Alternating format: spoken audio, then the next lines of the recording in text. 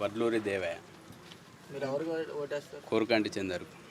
ఎందుకని ఎందుకని మా ఎమ్మెల్యే మాకు అందుబాటులో ఉంటాడు కాబట్టి. ఏం అందుబాటులో ఉన్నారు? ఏం అందుబాటులో ఉన్నారు? దగ్గర ఉంటాడు, లోకల్లో ఉంటాడు, పోతే పలకరిస్తాడు, దగ్గరలో ఉంటాడు కాబట్టి చిన్నప్పటి నుంచి పరిచయం కాబట్టి మాకు ఆయన అంటే బాగా ఇష్టం. అందుకని ఓటేస్తారు. అవును. చేయటువంటి ఫండ్స్ కూడా ఇప్పించాడు.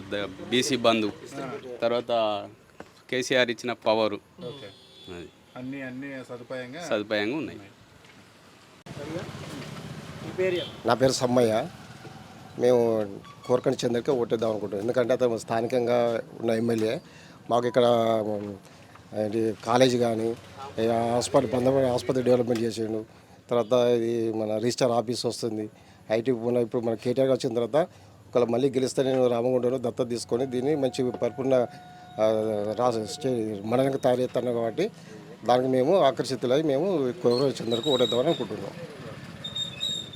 మీ పేరండి? నా పేరు జై హిందూ. నేను సింగరేణిలో సర్వే డిపార్ట్మెంట్లో చేసి రిటైర్డ్ అయినా 11 ఇయర్లో. నేను 39 సంవత్సరాలు సింగరేణిలో పనిచేసి రిటైర్డ్ అయినా.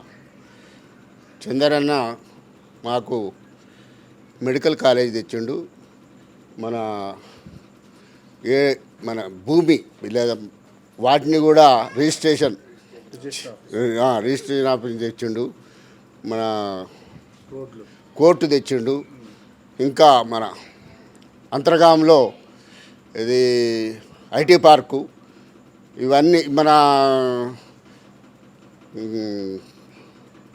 గోదావరి కనిలో అభివృద్ధి ఎక్కువ చేయడానికి ఆస్కారం ఉన్నది.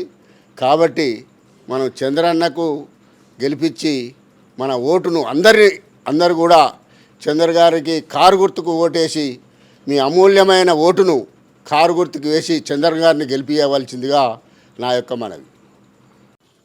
ఎమ్మెల్యే గారు మేము చిన్నప్పటి నుంచి చూస్తున్నాం ఆయనను. ఆయనకు గర్వం అనేది లేదు. ఎవరు పోయినా రిసీవ్ చేసుకొని మంచిగా మాట్లాడతాడు.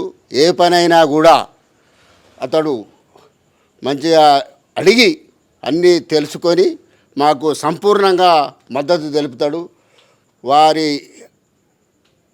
సంపూర్ణంగా మద్దతు తెలుపుతాడు కాబట్టి మాకు అతనికి ఓటు వేయవలసిందిగా నా యొక్క అభిప్రాయం.